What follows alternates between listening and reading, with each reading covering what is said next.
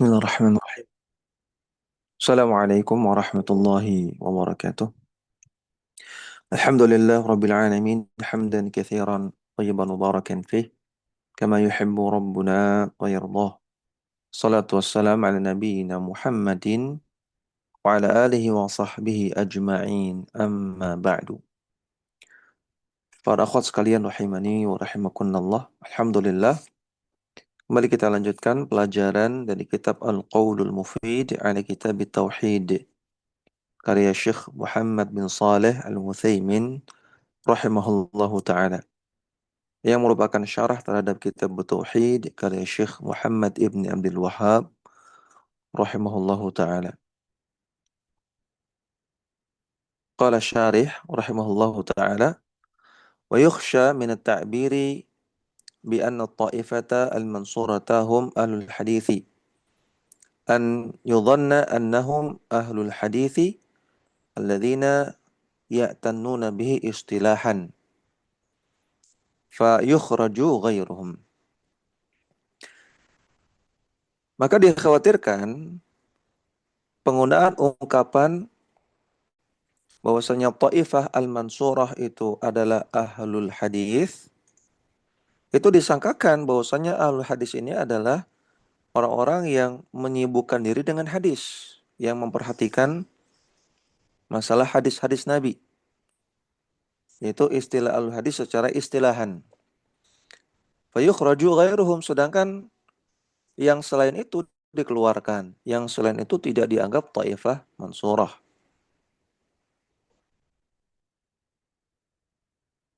Maka ini sangkaan yang tidak tepat, ya, sebagaimana sudah kita baca kemarin, bahwasanya perkataan Taifah al-Mansurah itu ahlul hadis. Di sini ahlul hadis secara umum dalam makna am, makna umum, bukan ahlul hadis dalam makna khas. Idza qila ahlul hadis bil makna al-a'ammi alladzina ya'khuduna bil hadis sawa'un intasabu ilaihi istilahan wa tannu bihi aw lam ya'tannu. Lakinnahum akhadhu bihi fahina idzin yakunu sahihan. Kalau dijawab dengan bahwasanya ahlu hadis itu di sini bermakna umum, yaitu orang-orang yang mengambil hadis, orang-orang yang berdalil dengan hadis, baik orang-orang yang intasabu ilaih, menisbatkan diri kepada ilmu hadis secara istilahi, wa'tannu bihi, dan mereka memberikan perhatian lebih pada masalah hadis, aulam ya'tannu, ataupun orang-orang yang tidak menyibukkan diri, tidak memberikan perhatian lebih pada ilmu hadis. Lakinnahum akhadhu bihi, namun mereka berdalil dengan hadis. Maka di sana ada ahlul hadis yang tidak ahli dalam hadis, tidak pintar masalah sanad, masalah rijalul hadis, masalah mustalah hadis, masalah ilal hadis, nggak pintar. Namun mereka berkomitmen untuk berdalil dengan hadis. Dan mereka pun disebut ahlul hadis. Fahina idzin yakunu sahihan. Maka perkataan Taifah Mansurah itu ahlul hadis ini menjadi sahih, menjadi benar.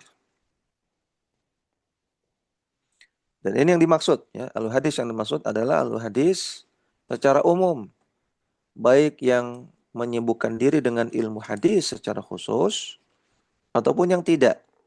Yang penting mereka adalah orang-orang yang berkomitmen untuk berdalil dengan hadis-hadis Nabi Sallallahu Alaihi Wasallam. Ya, kemudian kembali ke matan. Qala al-muallif rahimahullahu taala fihi masailu. Dalam bab ini ada beberapa pembahasan. Al-ula, yang pertama, tafsiru ayatin nisa. Ada pembahasan tentang tafsir surat An-Nisa. Itu surat An-Nisa ayat 51. Ats-tsaniyatu tafsiru ayatil Maidah. Ada pembahasan tentang tafsir surat Al-Maidah, yaitu surat Al-Maidah ayat 60. Ats-tsalitsatu tafsiru ayatil kahfi. Yang ketiga ada pembahasan tentang ayat surat Al-Kahfi. Maksudnya surat Al-Kahfi ayat 21. Ar-rabi'atu, yang keempat, wahia min ahammiha. Dan ini pembahasan yang paling penting. Yaitu tentang ma ma'nal imani bil jibti wa taghuti. Apa makna beriman kepada jibt dan taghut? Hal huwa i'tiqadu qalbin aw muwafaqatu ashabiha ma'a bughdhiha wa ma'rifati butlaniha. Ataukah dibolehkan ada kesamaan dengan para pengikut jibt dan taghut walaupun membenci mereka dan mengetahui kebatilan mereka? Apakah apakah disebut pengikut jibt itu sekedar i'tiqadu qalbin, beriman kepada jibt dan taghut itu sekedar i'tiqadu qalbin, ataukah harus disertai dengan muwafaqatu ashabiha, mengikuti mereka? Ya, kita lihat syarahnya. Qala syarih rahimahullahu taala, amma imanul qalbi wa i'tiqaduhu fahadha la syakka fi dukhulihi fil ayati. Adapun mengimani dalam hati dan meyakini dalam hati, maka tidak ragu lagi bahwasanya ini tercakup dalam ayat.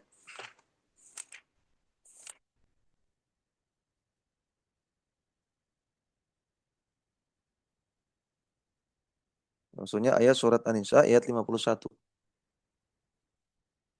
Alam tara ilal ladzina utu nasiban minal kitabi yu'minuna bil jibti wat taghut. Tidakkah engkau melihat kepada orang-orang yang diberikan sebagian kitab tapi mereka beriman kepada jibt. Jibt artinya sihir atau berhala. Dan juga beriman kepada taghut. Taghut artinya semua yang disembah selain Allah. Nah, kata Syekh Utsaimin, meyakini tentang benarnya sihir, meyakini tentang benarnya berhala, artinya meyakini bolehnya sihir gitu ya. Meyakini benarnya penyembahan kepada berhala, meyakini benarnya penyembahan kepada selain Allah, taghut, maka la syakka fi dukhulihi fil ayah. Tidak ragu lagi orang yang demikian itu termasuk dalam cakupan ayat di atas. Wa amma muwafaqatu ashabiha fil amali ma'a bughdhiha wa ma'rifati butlaniha. Adapun orang-orang yang mengikuti atau menyerupai para pengikut jibt dan taghut secara amalan, tapi sebetulnya mereka membenci, wa ma'rifati butlaniha, dan mengetahui kebatilan mereka, mengetahui kebatilan para pengikut jibt dan taghut. Fahadha yahtaju ila tafsilin, maka ini perlu dirinci. Fa in kana wafaqa ashabuha bina'an ala annaha sahihatun fahadha kufrun. Kalau orang-orang yang menyerupai pengikut jibt dan taghut itu melakukan penyerupaan itu didasarkan atas keyakinan bahwasanya pengikut jibt dan taghut itu benar, artinya karena membenarkan, karena setuju, maka ini kekufuran. Wa in kana wafaqa ashabuha wa la ya'taqidu annaha sahihatun, tapi kalau tanpa disertai pembenaran, fa innahu la yakfuru, maka ia tidak kafir. Lakinnahu la syakka ala khatarin 'azimin. Namun orang yang demikian tidak ragu lagi bahwasanya dia di atas bahaya yang besar. Yukhsha an yu'addiya bihi al-halu ilal kufri wal iyadu billah. Dikhawatirkan keadaan dia ini akan menyeret dia kepada kekufuran wal iyadu billah. Contohnya orang yang ikut Natalan. Orang Islam yang ikut Natalan. Dia ikut Natalan, bagaimana status dia? Karena ikut Natalan berarti ini mengikuti orang-orang yang mengimani Jibril dan Tagut. Mengikuti orang-orang yang menyembah selain Allah, orang Nasrani. Orang Natalan apakah langsung kafir? Kata beliau, dirinci. Kalau dia ikut Natalan karena menyetujui Natal itu, menyetujui bahwasanya Yesus dilahirkan di hari itu, Yesus adalah anak Tuhan, hari kelahiran anak Tuhan, maka dia kufur, jelas. Tapi kalau tidak meyakini demikian, tapi dia ikut Natalan, maka tidak kufur. Namun tetap haram. Dan dia di atas bahaya yang besar. Berada pada sebuah bahaya yang besar yang sangat-sangat mungkin dia akan terseret kepada kekufuran. Orang ikut Natalan, misalnya ikut Natalan di gereja. Kemudian di sana dikumandangkan doa-doa kepada Yesus. Yang isinya kekufuran, doa-doa kepada Roh Kudus, dan lain-lain. Kemudian dia tidak ingkari itu. Atau bahkan dia setujui isi doa itu. Atau dia dengarkan nyanyian, lagu kebaktian yang isinya adalah pujian-pujian berlebihan kepada Yesus. Atau doa kepada Yesus juga, atau kepada Roh Kudus. Dan dia menikmati lagu itu, menikmati lagu kebaktian itu. Maka ini kekufuran. Jadi kalau ada orang Islam sekedar ikut Natalan tanpa meyakini esensi dari Natal, pada asalnya tidak kafir. Tapi tetap haram. Dan dalam bahaya yang besar. Karena kalau dia ikut Natalan ada bahaya-bahaya lain di sana. Ada doa, ada lagu kebaktian, ada ceramah dari pastor. Yang bukan mustahil, itu semua akan membawa kepada kekufuran. Na'udzubillah. Ya, kemudian al-khamisatu, pembahasan yang kelima. Qauluhum innal kufara alladzina ya'rifuna kufrahum ahda sabilan minal mu'minin. Perkataan orang-orang musyrikin bahwasanya orang-orang kafir itu yang mereka ketahui kekufurannya itu lebih lurus, lebih ahda, lebih lurus jalannya daripada orang-orang yang beriman.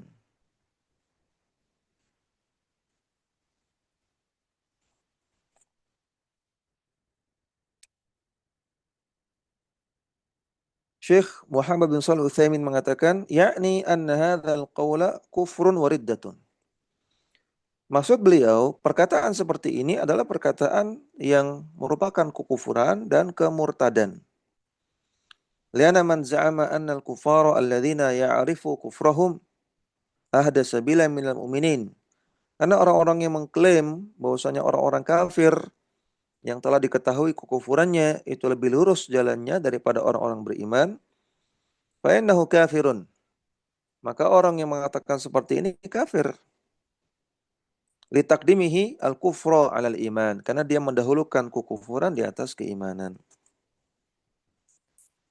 Maka hati-hati orang yang mengatakan secara mutlak, contoh seperti ini. Lihat, orang-orang Nasrani itu lebih rajin, lebih baik akhlaknya daripada orang kita. Ini perkataan yang diucapkan dengan bentuk mutlak. Orang Nasrani.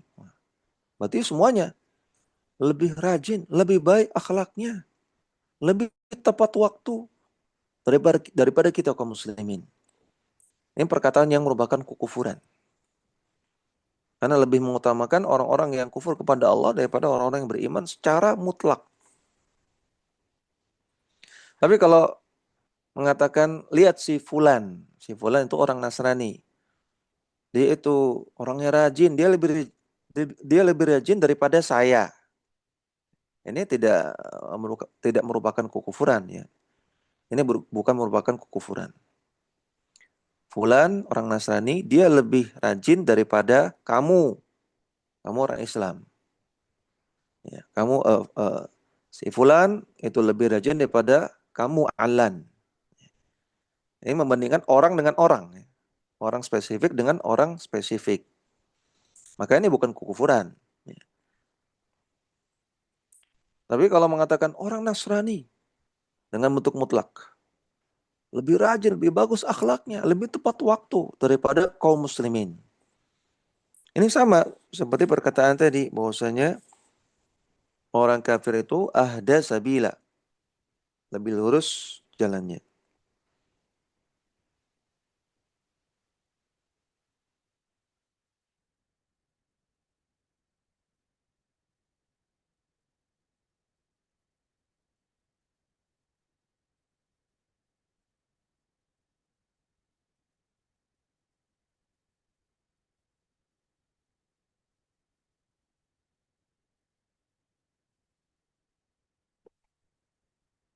Kemudian as-sadisatu, pembahasan yang keenam, wahia al-maqsudatu bitarjamati anna hadha labudda an yujada fi hadhil ummati. Pembahasan yang keenam adalah yang diinginkan dalam judul bab, bahwasanya penyembahan kepada berhala itu akan terjadi di tengah umat ini. Kama taqarrara fi hadithi Abi Sa'idin. Sebagaimana telah disebutkan, ditunjukkan dalam hadis dari Abu Sa'id Al-Khudri.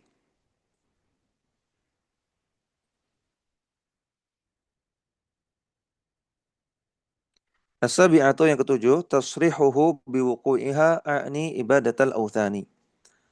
Adanya penegasan tentang akan terjadinya penyembahan kepada berhala di tengah umat ini. Ya, kita lihat syarahnya.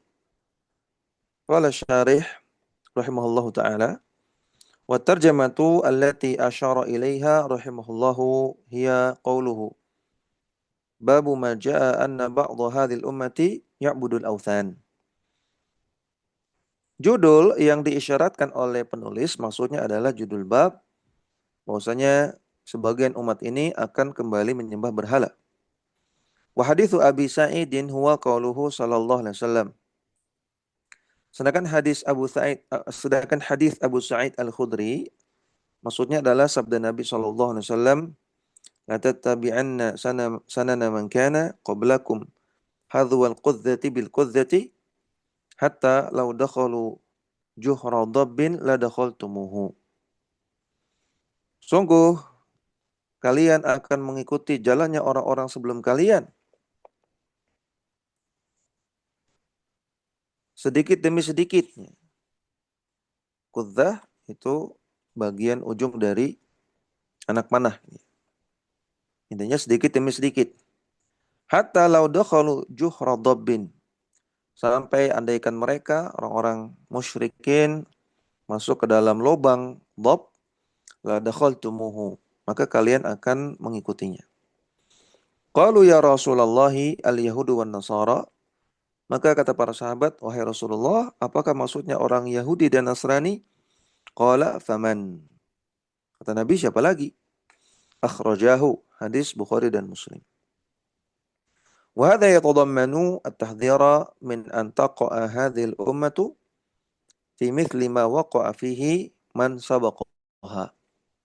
Maka ini adalah peringatan keras bahwasanya di antara umat ini akan melakukan semisal dengan apa yang terjadi pada umat-umat sebelumnya.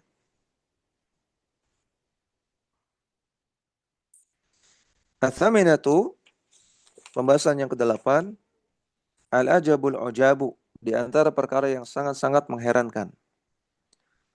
Khuruju man yadda'in nubuwata, keluarnya orang-orang yang mengaku nabi. Mithlul mukhtari ma'a takallumihi bisyahadataini. Semisal al-mukhtar. Al-mukhtar maksudnya adalah Ibnu Abi Ubaid Ats-Tsaqafi. Padahal dia mengucapkan 2 kalimat syahadat. Wa tasrihihi bi annahu min hadhil ummati. Dan ditegaskan bahwasanya dia masih dalam cakupan umat ini. Wa anna rasulah haqqun wa anna al-Qur'an haqqun. Dan dia mengakui Rasul itu benar dan Quran itu benar. Wa fihi anna Muhammadan khatamun nabiyyina. Dan di dalam Al-Quran ada ayat yang menjelaskan bahwasanya Nabi Muhammad SAW adalah penutup para nabi. Wa ma hadza yusaddaqu fi hadza kullihi ma tadaddi al-wadihi. Walaupun demikian, tetap saja ada orang-orang yang membenarkan Al-Mukhtar tersebut. Padahal sudah jelas bertentangan dengan terang benderang. Ya, bertentangan dengan Al-Quran dan hadis secara terang benderang. Waqad kharajal mukhtaru fi akhiri ahdi sahabati wa tabi'ahu fi amun kathiratun. Dan Al-Mukhtar ini keluarnya, munculnya di akhir-akhir masa sahabat dan dia diikuti oleh sejumlah orang yang banyak. Ya, kemudian kata Syarih, qala Syarih rahimahullah, wal Mukhtaru huwa Ibnu Abi Ubaid al-Thaqafi. Mukhtar di sini maksudnya Ibnu Abi Ubaid al-Thaqafi. Kharaja wa ghalaba 'ala al-Kufati fi awal khilafati Ibni Az-Zubair radhiyallahu ta'ala anhu. Dia memberontak dan memenangkan pemberontakan tersebut kepada pemerintah Kufah. Memberontak kepada pemerintah Kufah dan berhasil menguasai Kufah di awal-awal kekhilafahan Abdullah bin Zubair radhiyallahu ta'ala anhu. Wa adhara mahabbata ala baitin. Dan Al-Mukhtar ini menampakkan diri sebagai orang yang mencintai Ahlul Bait. Wada'an nasa ila al-tha'ri min qatalatil Husaini. Dan dia mengajak manusia untuk melakukan revolusi terhadap orang-orang yang membunuh Husain, kata dia. Fatatabi'ahum, sehingga orang-orang pun mengikuti dia. Perhatikan ya. Setiap orang yang sesat pasti punya pengikut. Sesesat apapun, bahkan sampai ngaku nabi, tetap punya pengikut. Dan biasanya mereka punya syubhat. Mereka punya syubhat. Semua orang yang sesat, sesesat apapun punya syubhat. Sehingga punya pengikut. Jadi kata pepatah Arab, kullu saqitin lahu laqit. Setiap barang yang jatuh pasti ada yang nemukan. Ajaran sesesat apapun pasti ada aja yang ngikutin. Lia Eden dulu di Indonesia ada aja pengikutnya. Bahkan ada dosen-dosen, ada doktor-doktor. Ahmad Musaddiq yang mengaku nabi dari Jawa Barat itu, ada aja pengikutnya. Kenapa kok mereka ada pengikutnya? Karena mereka punya syubhat. Contohnya di sini, Ibnu Abi Ubaid Ats-Tsaqafi punya syubhat. Pertama, dia menampakkan diri sebagai pecinta Ahlul Bait. Nah, ini syubhat sangat kuat sekali. Orang yang mengklaim saya adalah pecinta Ahlul Bait, saya pengikut Ahlul Bait Nabi SAW. Maka orang-orang akan suka sama dia, akan tertipu oleh dia. Orang-orang yang punya rasa cinta kepada Nabi mungkin akan tertipu. Yang kedua, dia mengklaim ingin membalas kematian Husain dan akan melakukan penyerangan kepada orang-orang yang diklaim membunuh Husain. Maka orang-orang tambah semangat lagi ngikuti dia, tambah senang lagi sama dia. Didasari atas kecintaan kepada Husain radhiyallahu ta'ala anhu. Sehingga hati-hati dengan syubhat. Ya, hati-hati dengan syubhat. Faman ittaqa syubhat faqad istabra'a lidinihi wa irdih. Siapa yang dia menghindarkan dirinya dari syubhat, maka dia telah menyelamatkan kehormatannya dan agamanya. Jangan merasa aman dari syubhat. Jangan merasa hebat dalam menghadapi syubhat. Tadi pengikutnya Lia Eden saja ada doktor S3 gitu. Tapi ikut aliran Lia Eden. Dokter kurang pintar apa? Nah, maka kita jangan merasa aman dari syubhat. Wa qatala katsiran mimman bashara dzalika aw aana alaihi fan khada'a bihi al-amatu. Atau waqutila katsiran. Banyak orang terbunuh dari kalangan orang-orang yang terlibat dalam masalah itu atau memberikan dukungan dalam masalah itu. Terlibat dalam terbunuhnya Hussein atau dianggap mendukung terbunuhnya Hussein, padahal tidak sebetulnya. Dan banyak orang-orang awam tertipu. Thumma da'an nubuwata wa za'ama anna Jibrila ya'tihim. Kemudian setelah itu, dia mengaku nabi dan mengklaim bahwasanya malaikat Jibril datang kepada dia. Wala syakka anna hadhil mas'alata min al-ajabil ujabi. Maka tidak ragu lagi bahwasanya masalah ini adalah masalah yang sangat-sangat mengherankan. An yadda'iyan nubuwata wa huwa yu'minu anal Qur'an haqqun. Dia mengaku nabi padahal dia mengimani Al-Qur'an itu benar. Fil Qur'ani anna Muhammadan khatamun nabiyyin. Padahal di dalam Al-Qur'an ada ayat yang mengatakan bahwasanya Nabi Muhammad SAW adalah penutup para nabi. Fa kaifa yakunu shadiqan? Lalu bagaimana mungkin dia membenarkan kenabian dia sendiri? Wa kaifa yusaddaqu ma hadza tanaqudi? Dan bagaimana mungkin pengikutnya kok percaya dengan adanya kontradiksi ini? Walakin man lam yaj'alillahu lahu nuran fama lahu min nur. Jawabannya, orang yang tidak Allah jadikan pada dirinya cahaya, maka dia nggak akan dapat cahaya. Perkara sejelas apapun, seterang benderang apapun, kalau Allah nggak kasih cahaya, maka dia nggak akan bisa lihat. Perkara seterang apapun dalilnya, seterang apapun ayatnya, hadisnya, kalau Allah nggak kasih hidayah, maka seakan-akan dia orang yang nggak tahu sama sekali. Orang yang sudah doktor sekalipun, ustadz doktor, hafalannya sudah sampai ngelotok gitu ya, hafalannya ngelotok, sakofahnya, wawasannya ngelotok, tapi ketika Allah tidak kasih hidayah, Allah tidak kasih cahaya, jadi melotrok, jadi hilang semua. Ya ini sangat mengerikan sekali. Ya kalau kita renungkan, ini sangat-sangat mengerikan sekali. Makanya kita terus berharap kepada Allah Subhanahu wa taala, kita minta kepada Allah taufik dan hidayah. Kita minta kepada Allah penjagaan dari kesesatan, penjagaan dari ketergelinciran. Dan kita berusaha juga untuk menjauhi semua sebab-sebab kepada kesesatan. Jauhi syubhat. Jangan sembarang baca tulisan, jangan sembarang tonton ceramah, jangan sembarang baca buku, jangan sembarang mengambil ilmu dari orang yang tidak jelas.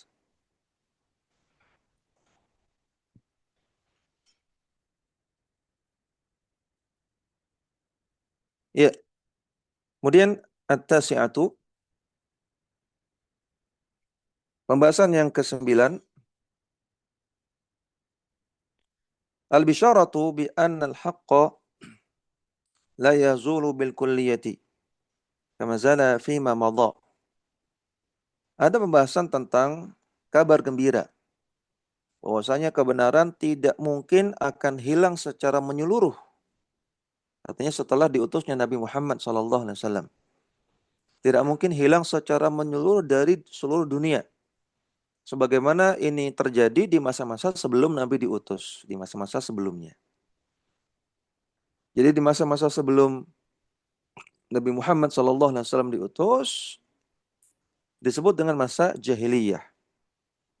Karena memang ada masa di mana ketika itu dunia sama sekali nggak ada yang berilmu. Kosong. Makanya disebut masa jahiliyah. Karena semuanya. Demikian juga di masa-masa para nabi terdahulu. Di mana para nabi terdahulu itu diutus khusus untuk kaumnya saja, bukan untuk seluruh manusia. Maka ada masa-masa di mana tidak ada nabi, ya, tidak ada ajaran para nabi, yang disebut dengan masa fatrah. Nah, namun ini nggak pernah terjadi lagi setelah diutusnya Nabi Muhammad SAW sampai hari kiamat.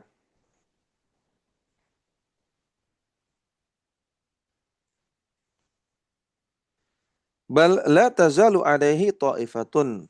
Bahkan akan selalu ada sekelompok orang, segolongan orang yang berada di atas kebenaran. Kita lihat syarah dari Syekh Muhammad bin Shalih Utsaimin. Beliau mengatakan, al-bisyaratu bi anna al-haqqa la yazulu bil kulliyati kama zala fi ma madha, bal la tazalu alaihi ta'ifatun. Yakni min hadhil ummati mansuratun ila yaumil qiyamah. Itu akan terjadi pada umat ini. Umat ini akan mansurah, akan terus dibela oleh Allah Subhanahu wa taala sampai hari kiamat. Yukhadhu hadza min akhiril hadithi. Ini diambil dari bagian akhir dari hadis. Nabi mengatakan la tazalu ta'ifatun min ummati 'alal haqqi mansuratun. Akan selalu ada segolongan dari umatku yang di atas kebenaran dan dalam keadaan mansurah, dibela oleh Allah, ditolong oleh Allah.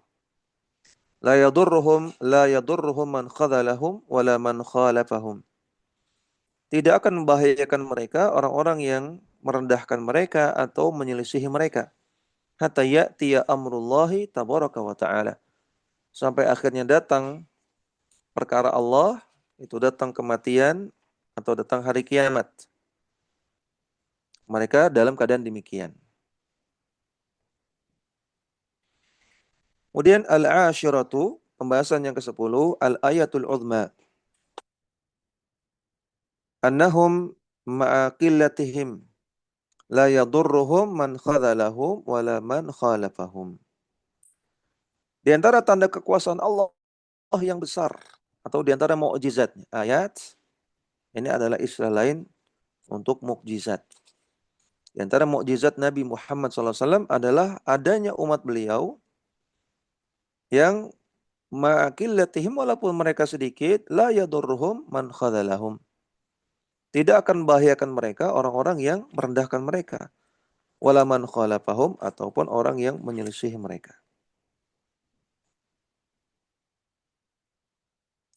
Hadhihi ayatun uzma. Ini adalah mukjizat yang besar. Anal kathrata al-kathirata min bani adama ala khilafi dzalika. Bahwasanya mayoritas orang dari kalangan manusia itu menyelisih hal tersebut. Artinya ada masa-masa di mana mayoritas manusia itu sesat. Yang di atas kebenaran sedikit. Wa ma dzalika la yadurrunahum. Walaupun demikian, banyaknya orang-orang yang sesat itu, walaupun orang yang sesat itu mayoritas, itu tidak membahayakan taifah tersebut. Allah Subhanahu wa taala mengatakan, kam min fi'atin qalilatin ghalabat fi'atan katsiratan biidznillah. Betapa sering sejumlah orang yang sedikit bisa mengalahkan sejumlah orang yang banyak atas izin Allah. Wallahu ma'as sabirin. Allah bersama dengan orang-orang yang bersabar. Artinya Allah akan menolong orang yang bersabar.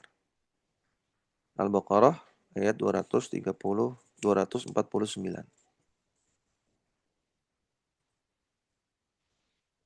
Kemudian al-hadiyah asyarah. Pembahasan yang ke-11. Anna dzalika syarta ila qiyamis sa'ati.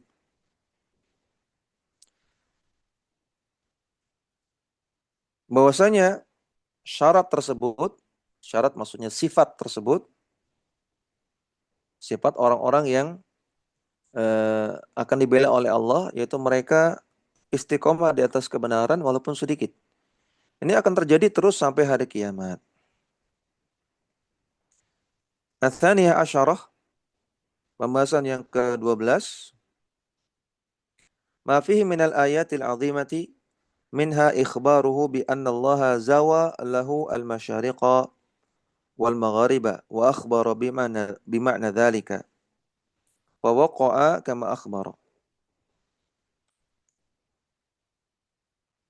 Dan di antara mukjizat yang besar dari Rasulullah SAW di antaranya beliau mengabarkan bahwasanya Allah melipat bumi baik yang timur demikian juga yang barat. Dan Nabi kabarkan bima'na dzalika, hadis-hadis yang semakna dengan itu lagi. Ternyata fawaqa'a kama akhbara, terjadi sebagaimana yang Nabi kabarkan. Bi khilafil janubi wasyimali, berbeda dengan daerah utara dan selatan. Wa ikhbaruhu bi annahu u'tiya al-kanzaini. Dan beliau juga kabarkan bahwasanya akan diberikan kepada beliau dua harta karun. Wa ikhbaruhu bi ijabati da'watihi li ummatihi fil ithnataini. Dan beliau kabarkan tentang dikabulkannya doa beliau terhadap umatnya dalam dua perkara. Wa ikhbaruhu bi annahu muni'a ats-tsalitsatu, dan dikabarkan kepada beliau bahwasanya tidak dikabulkan doa beliau yang ketiga. Wa ikhbaruhu bi wuqu'is sayfi, dan juga beliau mengabarkan bahwasanya akan terjadi banyak peperangan. Wa annahu la yurfa'u ila idza waqa'a, dan bahwasanya kalau sudah terjadi peperangan di antara kaum muslimin maka tidak akan terputus sampai hari kiamat. Wa ikhbaruhu bi ihlaki ba'dihim ba'dha wa sabbi ba'dihim ba'dha, dan dikabarkan bahwasanya akan terjadi saling perang saudara, akan terjadi saling menawan di antara kaum muslimin.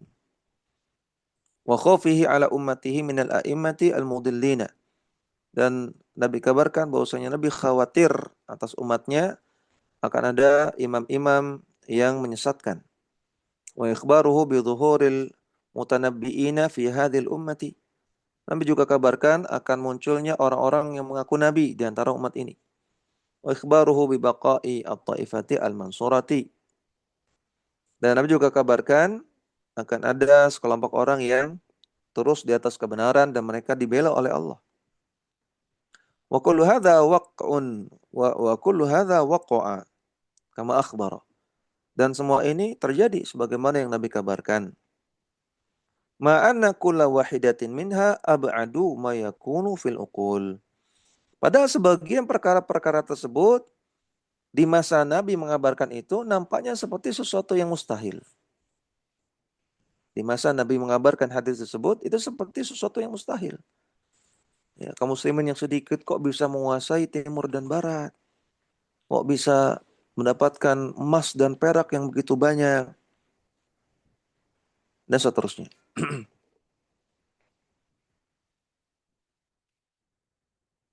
Ya, kemudian kita lihat syarah dari Syekh Ibnu Al-Utsaimin rahimahullah. Beliau mengatakan, "Ai ma fi hadzal hadithi min al-ayatil 'azimah." Maksudnya di dalam hadis ini ada banyak tanda-tanda kebesaran Allah atau banyak mukjizat Nabi sallallahu alaihi wasallam. Wal ayatu jam'u ayatin, dan ayat ini bentuk jamak dari ayah. Wahya al-allamatu. Ayah atau ayat secara bahasa artinya allamah, tanda-tanda. Wal ayatu allati yu'ayyidullahu biha rusulahu alaihi salatu wassalamu hiya al-allamatu ad-dallatu ala sidqihim. Dan ayat-ayat yang Allah gunakan untuk menguatkan para rasulnya itu adalah tanda-tanda yang menunjukkan kebenaran mereka. Ya, mukjizat yang Allah jadikan kepada para rasul untuk menguatkan mereka itu adalah tanda yang menunjukkan mereka benar. Jadi fungsi dari mukjizat itu apa? Fungsi dari mukjizat itu sebagai validasi bahwasanya ini tuh rasul, ini tuh nabi. Jadi bukan sekedar untuk melakukan hal yang aneh-aneh atau yang ajaib-ajaib, ya, tapi untuk validasi maksudnya orang yang terjadi padanya ayat atau mukjizat ini adalah nabi. Famimma fi hadzal hadithi ikhbaruhu bi anna Allah sallallahu alaihi wasallam zawalahu al-masyariqa wal maghariba wa akhbara bima'na dzalika. Di antara yang disebutkan dalam hadis adalah Nabi mengabarkan Allah Subhanahu wa taala melipat untuk Nabi bumi bagian timur dan bumi bagian barat. Dan beliau kabarkan perkataan yang semisal dengan itu, semakna dengan itu. Fawaqa'a kama akhbara bi khilafil janubi wasyimali.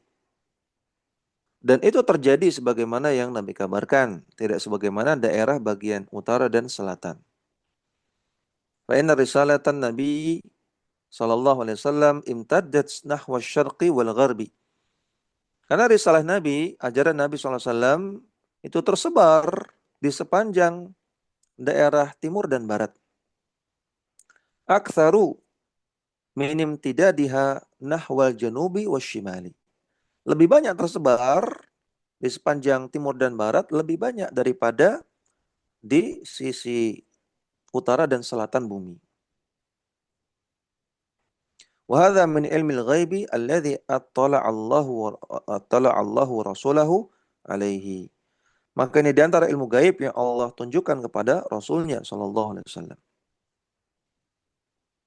Minha ikhbaruhu annahu sallallahu alaihi wasallam u'tiya al-kanzaini wa huma kanza Kisra wa Qaisara. Nabi juga kabarkan bahwasanya beliau akan diberikan dua harta karun, yaitu harta karun Persia dan Romawi. Itu maksudnya emas dan perak. Wa minha ikhbaruhu bi ijabati da'watihi li ummatihi fil itsnatain. Beliau juga kabarkan bahwasanya doa beliau untuk umatnya itu dikabulkan dalam dua perkara. Huma alla yuhlikaha bisanatin bi'ammatin. Yaitu bahwasanya Allah tidak akan binasakan umat Nabi dalam 1 tahun ya, dengan diberikan kemarau 1 tahun secara penuh. Wala yusallitu alaihim aduwan min siwa anfusihim fatastabiha baydatahum hatta yakuna ba'duhum yahliku ba'dan. Dan bahwasanya musuh-musuh kaum muslimin tidak akan ada yang bisa menguasai kaum muslimin kecuali musuh-musuh yang berasal dari diri mereka sendiri. Sehingga dikuasailah inti dari kaum muslimin, sehingga mereka saling membinasakan satu sama lain. Ila akhirih, sampai akhir hadis. Wa mana tsalitsata, dan Allah tidak mengabulkan doa yang ketiga. Wa hiya alla yaj'ala ba'sa hadhil ummati bainaha. Fa inna hadza sawfa yakunu kama saraha. Yaitu bahwasanya Nabi berdoa agar tidak menjadikan musibah kaum muslimin datang dari kaum muslimin sendiri. Ba'sun di sini artinya musibah. Agar Allah tidak jadikan musibah untuk kaum muslimin datang dari kaum muslimin sendiri, dari internal. Ini tidak Allah kabulkan. Maka ini artinya akan terjadi banyak peperangan di antara kaum muslimin sendiri. Kama saraha bihi hadithu Amir bin Sa'din an abihi, sebagaimana ditegaskan dalam hadis Amir bin Sa'ad dari ayahnya Sa'ad bin Abi Waqqas. Ia mengatakan, inna nabiyya sallallahu alaihi wasallam aqbala dhata yaumin minal aliyati. Suatu hari Nabi SAW datang dari Aliyah, nama sebuah daerah. Hatta idza marra bimasjidi Bani Muawiyah. Sampai ketika Nabi melewati masjid Bani Muawiyah, dakhala, maka Nabi masuk ke dalamnya. Wa raka'a fihi raka'ataini wa shallaina ma'ahu. Maka Nabi pun salat 2 rakaat di dalamnya dan kami pun bermakmum kepada Nabi. Wa da'a du'aan tawilan. Kemudian Nabi berdoa dengan doa yang panjang. Wan sarafa ilaina, setelah itu Nabi berbalik kepada kami. Faqala, Nabi berkata, sa'altu rabbi thalathan. fa'atani ithnataini wa mana'ani wahidatan. Sungguh barusan aku berdoa kepada Allah 3 permintaan. Allah kabulkan 2, namun Allah tidak kabulkan 1. Sa'altu Rabbi alla yuhlika ummati bisanatin fa'ataniha. Aku minta kepada Allah agar tidak membinasakan umatku dalam 1 tahun dengan kemarau. Maka Allah kabulkan itu. Wasaltuhu alla yuhlika ummati bil gharqi. Dan aku minta kepada Allah agar tidak membinasakan umatku dengan banjir bandang. Fa'ataniha, dan Allah kabulkan itu. Wasaltuhu alla yaj'ala ba'sahum bainahum. Dan aku minta kepada Allah agar tidak menjadikan musibah kaum muslimin datang dari kaum muslimin sendiri. Agar tidak terjadi peperangan saudara maksudnya. Famana'aniha, maka ternyata Allah tidak mengabulkan itu. Artinya perang saudara itu sudah sunnatullah akan terjadi. Hadis ini sahih riwayat Muslim. Wa minal ayatil lati tadammanaha hadzal hadis. Dan di antara mukjizat yang dikandung oleh hadis ini, ikhbaruhu biwuqu'is sayfi fi ummatihi. Kabar dari Nabi SAW tentang akan adanya pengangkatan pedang, artinya perang di antara umatnya. Wa annahu idza waqa'a fa innahu la yurfa'u hatta taqumas sa'atu. Dan perang itu kalau sudah terjadi antara kaum muslimin tidak akan berhenti sampai hari kiamat. Wa qad kana al-amru kadzalika, dan memang seperti itu sudah terjadi. Memang seperti itu realitanya. Fa innahu mundu sullatis suyufu 'alal muslimina min ba'dihim 'ala ba'din baqiya hadza ila yaumina hadza. Ketika pedang terhunus antara sesama kaum muslimin, terjadi perang saudara sejak pertama kalinya, maka terus terjadi sampai zaman sekarang.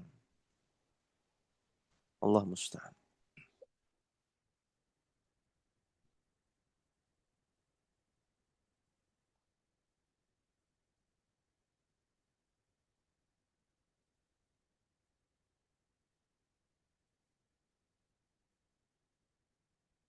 Ya, sampai sini ada pertanyaan, kita persilakan.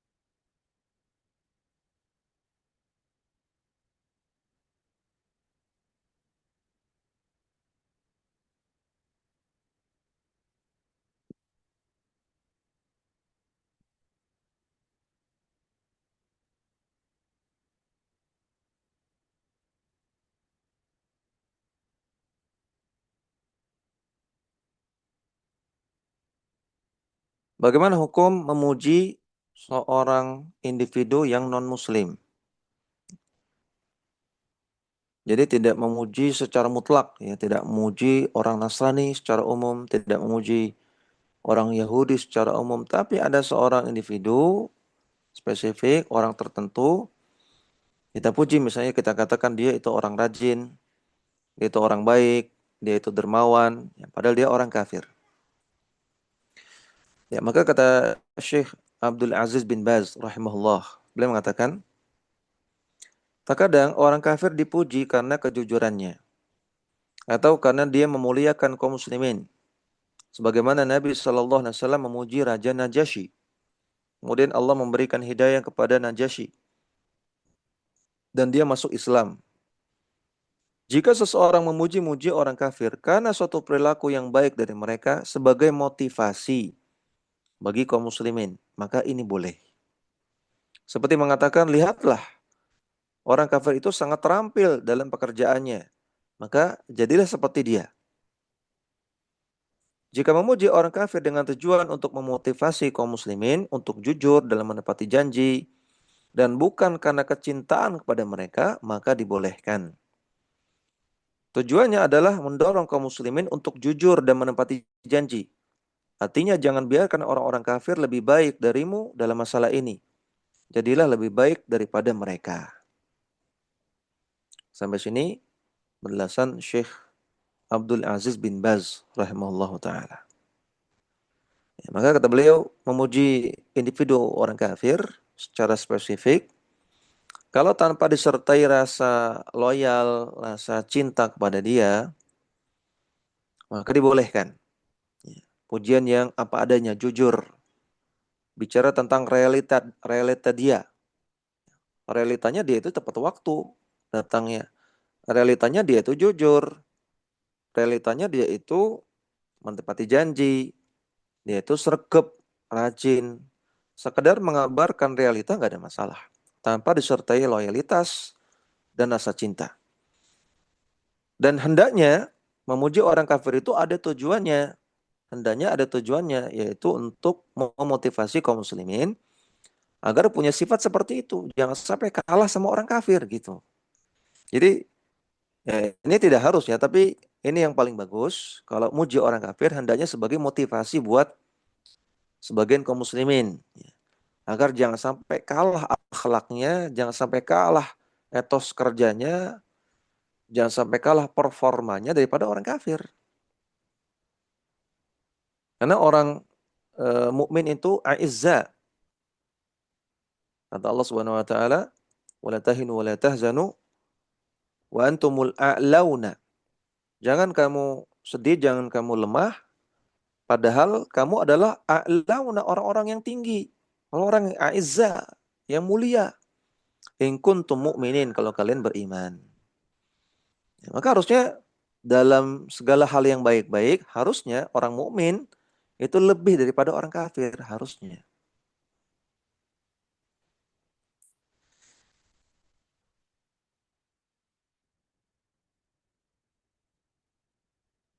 Jika ada yang berkata, mending bermuamalah urusan duit dengan orang kafir daripada sesama orang ngaji. Nah ini perkataan berbahaya sekali. Ini perkataan mengandung kekufuran ini. Karena ini menggunakan kalimat yang mutlak. Mending bermuamalah dengan orang kafir. Ini kan mutlak. Kalau mengatakan mending bermuamalah dengan si engkoh itu. Nah, ini langsung spesifik orang. Ini lebih aman ya. Tapi kalau mengatakan mending bermuamalah dengan orang kafir, ini bahaya. Apalagi dibandingkan dengan orang yang sudah ngaji. Mending bermuamalah dengan orang kafir daripada orang yang sudah ngaji. Ini bahaya sekali.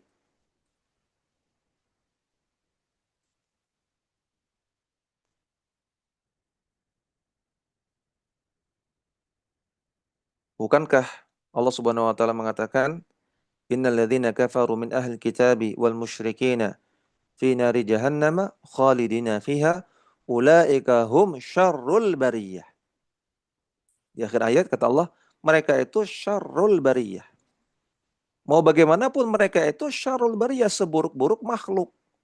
Mau mereka itu pintar muamalah, jujur, macam-macam, mereka orang kafir secara umum seburuk-buruk makhluk.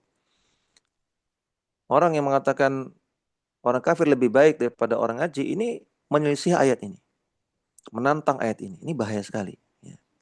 Ini hendaknya jangan diucapkan. Ya kalau yang mengucapkan itu karena terbawa emosi, ya, karena terbawa jengkel, maka tentu tidak sampai kafir. Ya.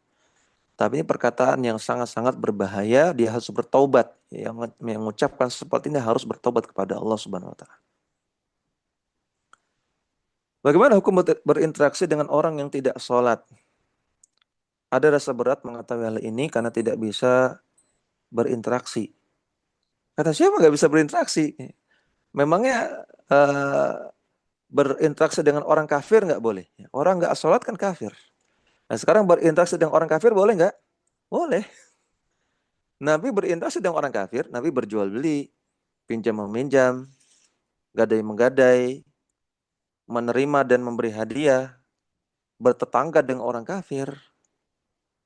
Ya, kalau sekedar berinteraksi muamalah, nggak ada masalah. Ya, jadi kepada orang yang tidak sholat ya biasa saja. Apalagi kalau kita bisa mendakwahkan dia, bisa menasihati dia. Jadi jangan memutus interaksi, jangan diboikot. Ya. Yang diboikot itu orang yang berpotensi memberikan pengaruh buruk kepada kita, orang yang toksik, orang yang bisa memberikan syubhat, orang yang mengajak kepada bid'ah, orang yang bisa mempengaruhi kita untuk melakukan maksiat, suka ngajak-ngajak minum khamar misalnya, suka ngajak clubbing, suka ngajak judi. Nah, ini yang perlu di boykot, diputus interaksi. Kalau tidak sampai demikian, ya jangan. Apalagi dia orang awam, ya maka kita dakwahi.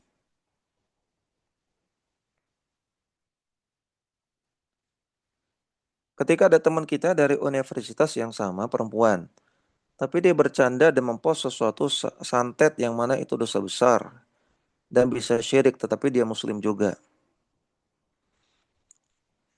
Kalau dia membercandai santet, tentu tidak sama dengan membercandai agama, ya. Kalau membercandai santet, ini menghinakan santet, ya. Menghinakan santet bagus. Nah, tapi seharusnya santet itu diingkari, ya, bukan dipercandai. Ya. Jadi ini tidak menyebabkan dia sampai kufur, tidak, karena yang kufur itu kalau membercandai ajaran agama. Ya. Kalau membercandai santet, tentu tidak. Nah, tapi ini kurang tepat. Ya. Yang benar itu mengingkari santet. Terkadang orang membercandai santet malah jadi menormalisasi santet. Ya. Kadang santet menjadi terhina karena dibercandai, terkadang dianggap biasa, normal. Itu efek buruknya. Maka tugas Anda adalah ya Anda dakwahi teman Anda ini pelan-pelan, ya, ajak ngaji, kasih buku, kasih artikel, kasih mungkin selebaran, buletin, ya. Mulai dari yang dasar-dasar dulu tentang tauhid, tentang syirik. Baru nanti ketika dia sudah paham yang dasar, baru sampaikan tentang masalah santet. Ya, wallahu taala alam, ini yang bisa kita sampaikan. Mudah-mudahan apa yang kita pelajari bermanfaat, memberikan kepada kita banyak ibrah yang bisa diamalkan dalam kehidupan sehari-hari. Wassallallahu ala nabiyyina Muhammadin wa ala alihi wasallam. Wa akhiru da'wana alhamdulillah rabbil alamin. Subhanakallahumma wa bihamdika asyhadu an la ilaha illa anta astaghfiruka wa atubu ilaik. Assalamualaikum warahmatullahi wabarakatuh. Wa jazakumullahu khairan.